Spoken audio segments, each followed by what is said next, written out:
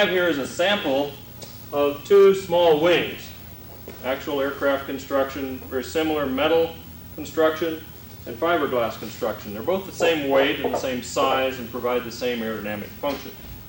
Notice the aluminum one has a myriad of stress concentrations. Very low stress in this area and then high concentrations where rib loads dump into the spar and where rivets are.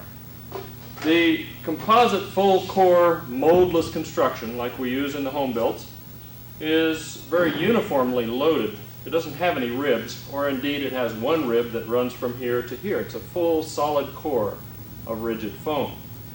It's very, very stiff. It doesn't deform under loads.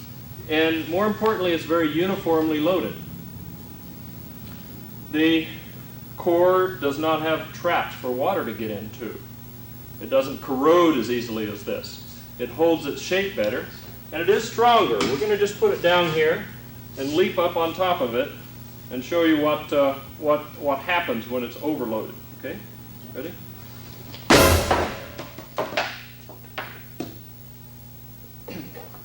The metal one not only failed the spar, but it fails the skin. Under loads, it's very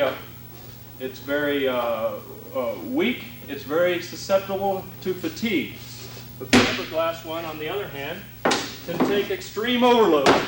Extreme overloads. And they're both the same weight.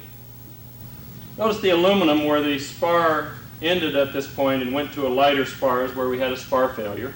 Notice also that we have skin failures, wrinkles, buckles, rivets popped out. In general, a lot of deformation going on that's permanent. In general, the composite takes much higher loads, even though it's the same weight, takes much higher loads without any permanent deformation and without any loss of its aerodynamic qualities. The composite is extremely strong. For the same weight, it's a considerably more durable, considerably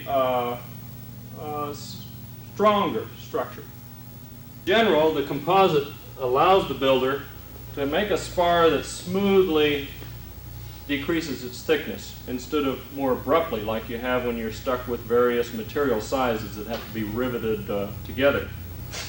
The composites also are considerably better for corrosion. If you take and dip this whole assembly in salt water, for example, you would totally destroy the structural integrity of the aluminum within just a few hours, actually.